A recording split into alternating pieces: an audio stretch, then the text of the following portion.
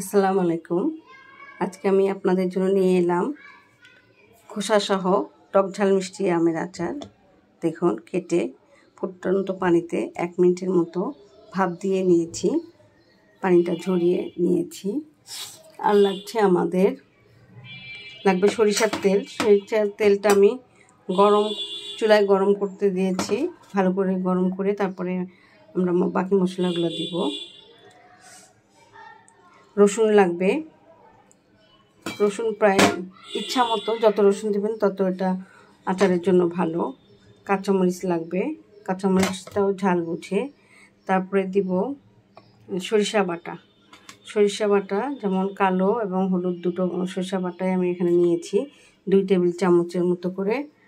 সরিষা বাটাটা খেয়াল করতে হবে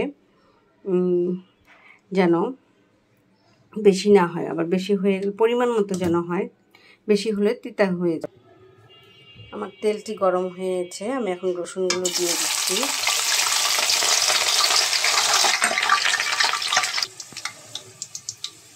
রসুনটা দেওয়ার পরে এবার আমি দিয়ে দিব সরিষা বাটাটা, কারণ সরিষা বাটাটা একটু ভুনা করতে হবে।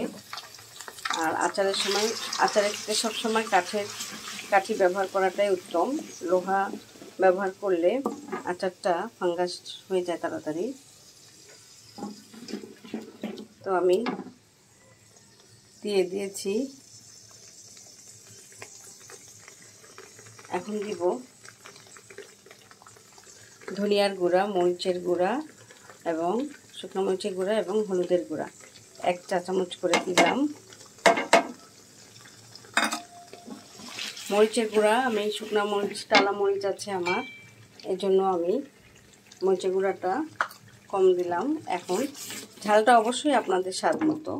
আর আচারের ঝাল না হলে আচার টেস্ট হয় না, ঝালটা দিতে হয়।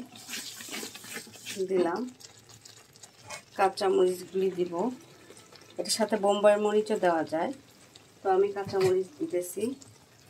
আর এই যে আমার টালা মশলাটা, পাঁচফোড়ন, জিরা একসাথে তেলে গুঁড়ো করে নিয়েছি। মোটামুটি মশলাটা আমার কষানো হয়ে গেছে। এখন আমি আমগুলি দিয়ে দেব। এই আচারের তেল বেশি লাগে, তেলটা আমার আরও পরে দিতে হবে, বেশি করে গরম হবে। এখন আমি আমের সাথে মশলাটা একটু ভুনিয়ে নিব। লবণ দিবেন পরিমাণ মতো।